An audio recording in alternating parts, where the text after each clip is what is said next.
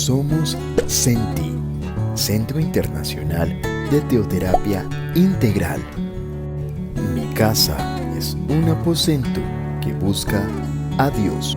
Saludos cordiales, un abrazo para todos ustedes, esperando y deseando que la bendición de Dios esté sobre sus vidas, sus hogares, sus familias y la obra de sus manos.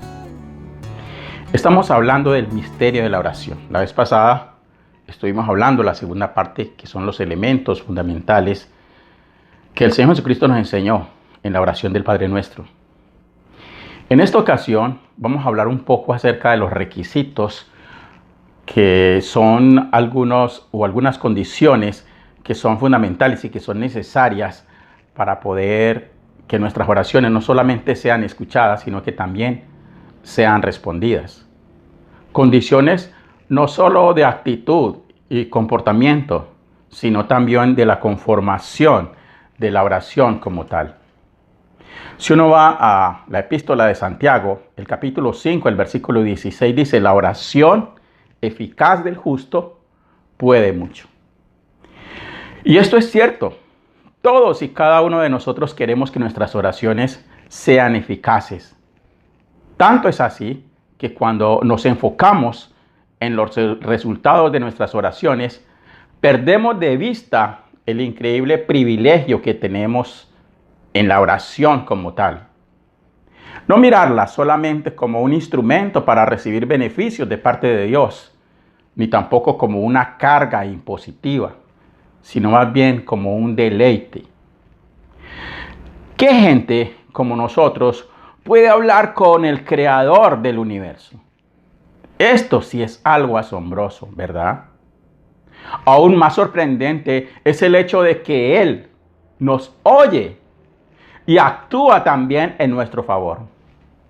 Por eso lo primero que tenemos que entender acerca de la oración eficaz es que nuestro Señor Jesucristo, nuestro Salvador, tuvo que sufrir y morir en la cruz para hacer posible que nos acerquemos confiadamente al trono de la gracia para adorar y para orar.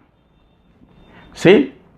Por ejemplo, si analicemos concienzudamente las oraciones del Antiguo Testamento, no se hacían en el nombre de Jesús, pues al fin y al cabo, el Señor Jesucristo no había venido aquí a la tierra y no había hecho su aparición como hombre.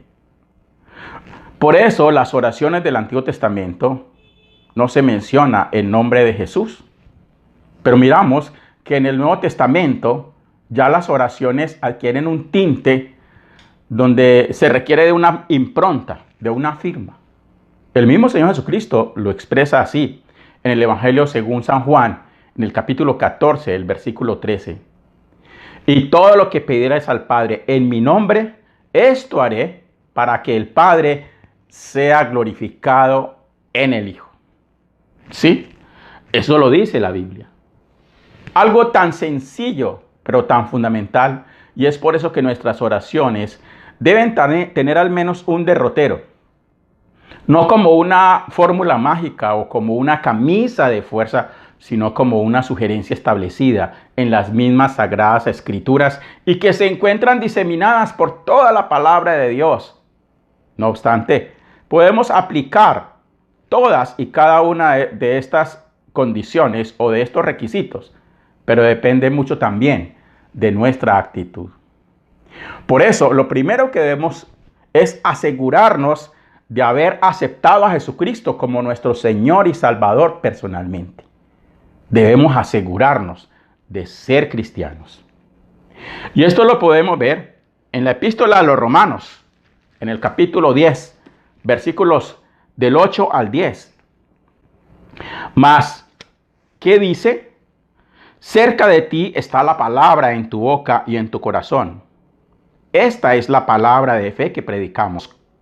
Que si confesares con tu boca que Jesús es el Señor y creyeres en tu corazón que Dios le levantó de los muertos, serás salvo. Porque con el corazón se cree para justicia, pero con la boca se confiesa para salvación. Por eso, lo primero que debemos cerciorarnos es si hemos verdaderamente recibido a Jesucristo como nuestro Señor y Salvador personalmente en nuestro corazón. En Apocalipsis, el capítulo 3, el versículo 20 dice: He aquí, yo estoy a la puerta y llamo. Si alguno oye mi voz y abre la puerta, entraré a él, cenaré con él y él conmigo. Esta invitación que Dios nos está haciendo es una invitación que cada uno de nosotros o la aceptamos o la rechazamos. Y por eso se convierte automáticamente en una gran respuesta de Dios si aceptamos a Jesucristo como Señor y Salvador. Nos convierte en parte de la familia de Dios. Y eso lo expresa en el Evangelio de Juan, el capítulo 1, el versículo 12. Mas a todos los que le recibieron, a los que creen en su nombre, les dio potestad de ser hechos hijos de Dios. Es decir, a todos aquellos que le dijeron a Jesús, entra a mi vida, les dio potestad de ser hechos hijos de Dios. Este acto tan sencillo, como todas las cosas de Dios que son sencillas, nos permite pertenecer a la familia de Dios. Nos da salvación y nos da vida eterna. Es un acto de fe, como sucedió con el ladrón en la cruz, cuando le dijo al Señor Jesús: acuérdate de mí cuando vengas en tu reino. Ahora bien, ¿cómo invitar a Cristo a nuestro corazón como Señor y Salvador para que nuestras oraciones verdaderamente lleguen a la presencia de Dios? Existe una oración muy sencilla que se sugiere como guía. La oración dice: Señor Jesucristo, yo te necesito, reconozco que tú moriste por mis pecados, te pido que entres a mi vida como Señor y Salvador, perdones mis pecados y hagas de mí la persona que tú quieres que yo sea. Si usted hace esta oración de sincero corazón, Cristo entrará a su vida y estará dispuesto a guiarlo en todo momento y en toda ocasión. En el Evangelio de Juan, el capítulo 14, el versículo 23, dice: respondió Jesús y le dijo: el que me ama, mi palabra guardará, y mi Padre le amará, y vendremos a él y haremos morada con él. Sí, inmediatamente aceptamos a Cristo como Señor y Salvador, cuando lo invitamos a nuestra vida, a nuestro corazón, el Espíritu Santo toma el control de nuestro ser y nos convertimos en su templo. La Biblia lo expresa muy claramente en 1 Corintios 6, del 19 al 20. ¿O ignoráis que vuestro cuerpo es templo del Espíritu Santo, el cual está en vosotros, el cual tenéis de Dios y que no sois vuestros? Porque habéis sido comprados por precio. Glorificad pues a Dios en vuestro cuerpo y en vuestro espíritu, los cuales son de Dios. Lo importante acá es realmente la actitud de nuestro corazón al expresar nuestra confianza en Cristo y en su promesa. Ahora que usted ya ha recibido a Cristo como Señor y Salvador en su corazón, puede tener la seguridad que Dios le ha dado: presencia de Cristo en su vida, perdón de sus pecados, pasa a ser hijo de Dios, tendrá un nuevo propósito para su vida y tendrá vida eterna. Con esto en mente, usted entonces puede empezar a leer la Biblia diariamente y poder comprenderla con mucha más claridad. Sus oraciones podrán ser escuchadas y lo más seguro que podrán ser respondidas. Y esto lo podemos encontrar en la primera epístola del apóstol Pedro, el capítulo 3, versículo 12, en la primera parte.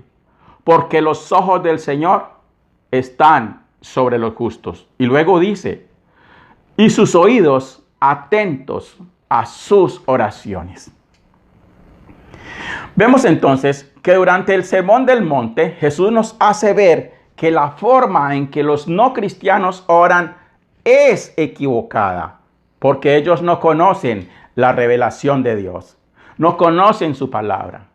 En el Evangelio según San Mateo, en el capítulo 6, versículos del 5 al 7, el Señor lo expresa de esta manera.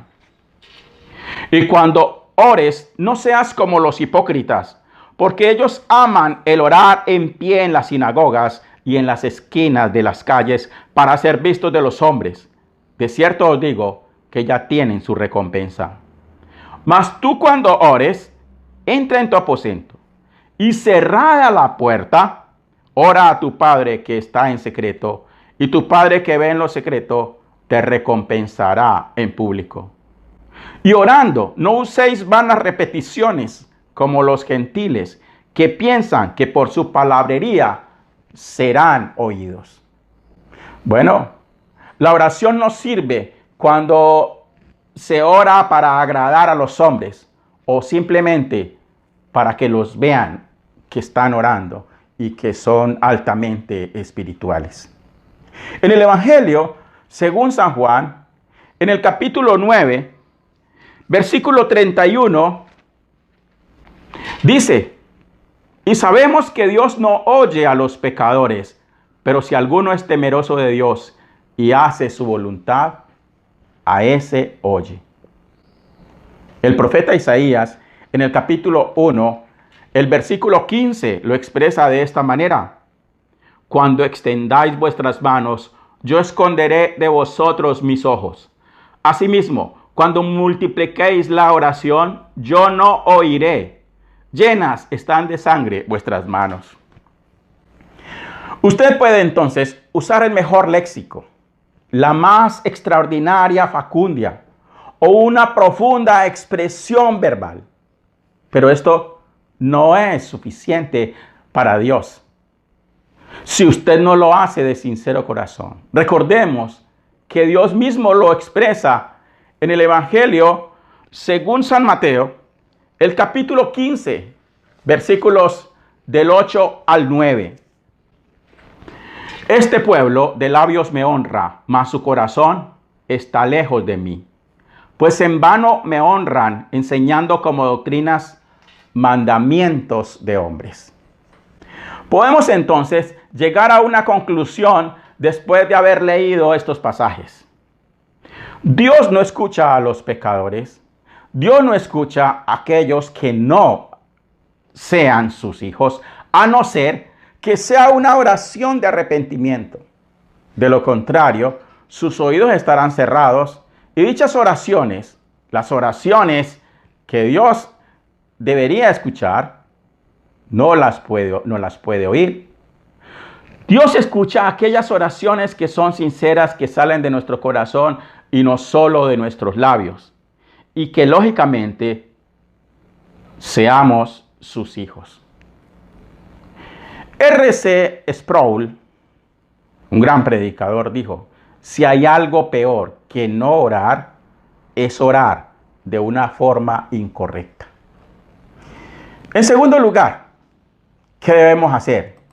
Bueno, debemos confesar nuestros pecados. El Salmo 66, el versículo 18, dice: si en mi corazón hubiese yo mirado a la iniquidad, el Señor no me habría escuchado. Desafortunadamente, la mayoría de las personas no tienen en cuenta esta condición para elevar una oración a Dios. Esto dificulta que nuestras peticiones sean escuchadas y por ende respondidas satisfactoriamente. En el libro de Proverbios, en el capítulo 28, el versículo 13 dice: el que encubre sus pecados no prosperará, mas el que los confiesa y se aparta alcanzará misericordia. Encubrir el pecado es guardarlo en secreto sin confesarlo a Dios. Esto, lógicamente, obstaculiza nuestras oraciones y no permite alcanzar la misericordia de Dios sobre nuestra vida. El Salmo 32, el versículo 5 dice: mi pecado te declaré y no encubrí mi iniquidad. Dije: confesaré mis transgresiones a Jehová, y tú perdonaste la maldad de mi pecado. Es por eso que cuando usted vaya a orar, lo primero que tiene que hacer es pedir perdón a Dios, que le limpie de todos sus pecados, pasados, presentes, futuros, de todos sus pecados, de todas sus malas acciones y malas actitudes, de sus malos comportamientos y sus malas palabras, y que lo limpie con su preciosa sangre, como lo dice en la primera epístola del Evangelio según San Juan, el versículo 9 del capítulo 1. Que si confesamos con nuestra boca, si confesamos nuestro pecado, Él es fiel y justo para perdonar nuestros pecados y limpiarnos de toda maldad. Es por eso entonces que se hace necesario confesar nuestros pecados a Dios, para que nuestras oraciones no encuentren obstáculos ni sean estorbadas y podamos tener comunión íntima con Él. Es bien sabido que Dios no escucha a los pecadores. Sí, la confesión de nuestros pecados es un tiquete expreso y directo, no solo para aligerar nuestras cargas, sino que nos pone en una posición privilegiada para que Dios escuche nuestras oraciones. En tercer lugar, el tercer ingrediente o la tercera condición para que nuestras oraciones no solamente sean escuchadas, sino que también sean respondidas, es el orar con fe. Sí, en el Evangelio según San Marcos, en el capítulo 11, versículos del 20 al 24, dice: y pasando por la mañana, vieron que la higuera se había secado desde las raíces. Entonces Pedro, acordándose, le dijo: Maestro, mira la higuera que maldijiste, se ha secado. Respondiendo Jesús les dijo: tened fe en Dios. Porque de cierto os digo que cualquiera que dijere a este monte: quítate y échate en el mar, y no dudare en su corazón, sino creyere que será hecho lo que diga, le será hecho. Es así entonces que la fe definitivamente es un ingrediente fundamental. Aquí podemos apreciar que Jesús conecta la oración y la fe. No pueden ir separadas. La fe es un requisito indispensable para que nuestras oraciones sean escuchadas y puedan ser respondidas. Si nuestras oraciones no concuerdan con sus enseñanzas, no podemos esperar una respuesta favorable. En la epístola a los Hebreos, en el capítulo 11, el versículo 6 dice: pero sin fe es imposible agradar a Dios, porque es necesario que el que se acerca a Dios crea que le hay y que es galardonador de los que le buscan. Vemos entonces que la fe es un ingrediente inseparable de la oración. Sabemos por otros pasajes de la Biblia, de la palabra de Dios, que a menos que nuestras oraciones estén acompañadas de fe, no podemos esperar recibir nada de Dios. Y esto lo podemos apreciar en la epístola del apóstol Santiago, en el capítulo 1, versículo 6. Pero pida con fe, no dudando nada, porque el que duda es semejante a la onda del mar, que es arrastrada por el viento y echada de una parte a otra. En nuestras oraciones debemos incluir la fe. Y no podemos dudar, porque como dice ahí la palabra de Dios, el que duda es como una onda del mar, como una veleta, como un ascensor espiritual.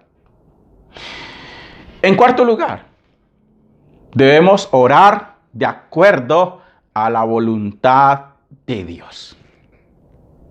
Y aquí tenemos que asegurarnos de que nuestras oraciones están en conformidad con la voluntad de Dios, como lo dice la primera epístola del apóstol San Juan, en el capítulo 5, versículos 14 y 15. Y esta es la confianza que tenemos en Él, que si pedimos alguna cosa conforme a su voluntad, Él nos oye. Y si sabemos que Él nos oye en cualquiera cosa que pidamos, sabemos que tenemos las peticiones que le hayamos hecho. Entonces mire que estos ingredientes, que por cierto ya llevamos 4, son claves, son fundamentales para que nuestras oraciones lleguen al cielo como por dentro de un tubo. Y que no solamente puedan ser escuchadas, puedan ser oídas por Dios, sino que también Él las pese en la balanza y nos las responda a nuestro favor. Lógicamente, en su tiempo, no en el nuestro. Ahora, si miramos bien, orar en acuerdo a la voluntad de Dios es esencialmente orar de acuerdo a lo que Él quiere. Y podemos ver la voluntad revelada de Dios a través de las sagradas escrituras. Y si no sabemos para qué o cómo orar, la Biblia nos enseña. Y Pablo nos recuerda que como hijos de Dios podemos pedir la asistencia del Espíritu Santo para que interceda por nosotros, como lo puede expresar en la epístola a los Romanos, el capítulo 8, el versículo 27. Mas el que escudriña los corazones sabe cuál es la intención del Espíritu, porque conforme a la voluntad de Dios intercede por los santos. El Espíritu Santo es el Espíritu de Dios. Conoce las profundidades de Dios. Nos convence de pecado, de justicia y de juicio. Nos guía a toda verdad. Y intercede por nosotros con gemidos indecibles. Y como dice aquí, porque el Espíritu Santo sabe la intención y conoce cada una de nuestras oraciones e intercede por los santos de acuerdo a la voluntad de Dios. Qué importante esto, ¿verdad? Por eso encontramos que el Espíritu Santo de Dios conoce la mente de Dios y la oración del Espíritu Santo está siempre en armonía con la voluntad del Padre. Por eso la oración tiene más que ver con Dios y con su voluntad. Por lo tanto, la oración es la búsqueda de la voluntad de Dios y el medio por el cual hacemos que su voluntad sea la nuestra. Por consiguiente, la oración es la búsqueda de la voluntad de Dios y el medio por el cual hacemos su voluntad. Sí.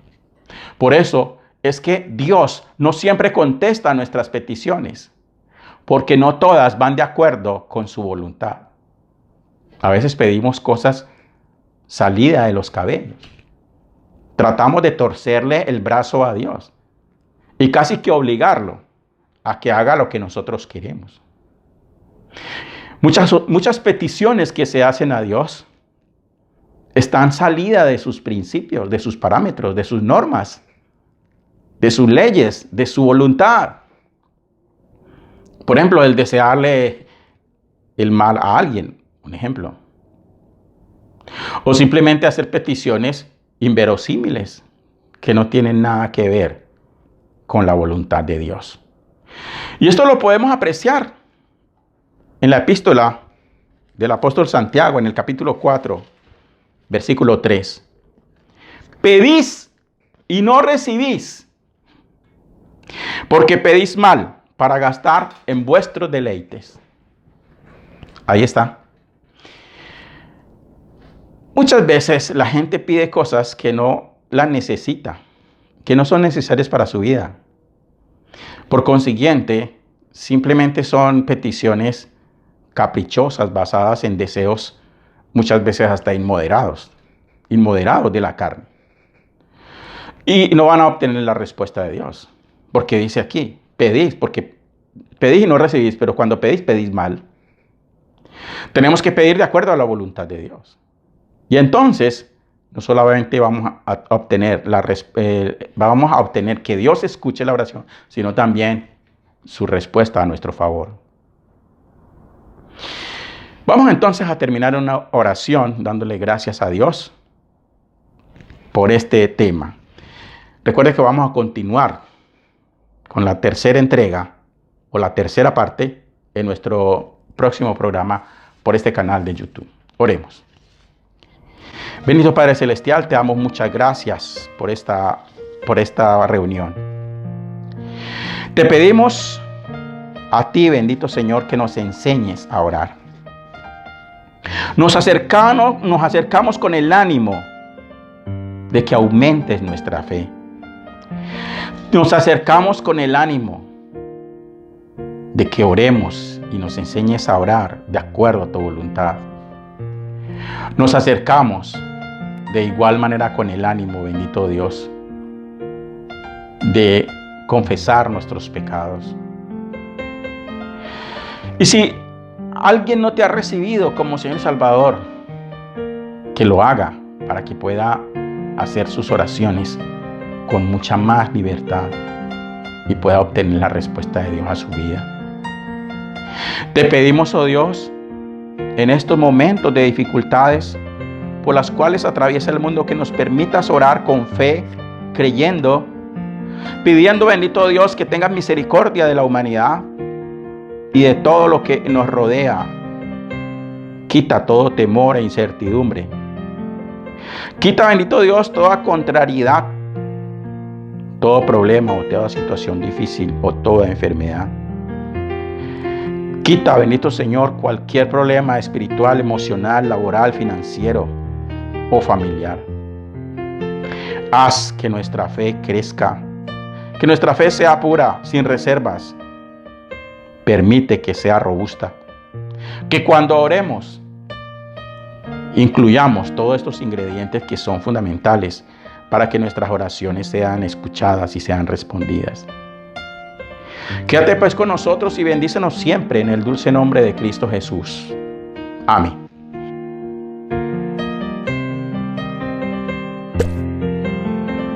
Suscríbete a nuestro canal de YouTube, Gilberto Quiseno, para que te conectes más con nosotros.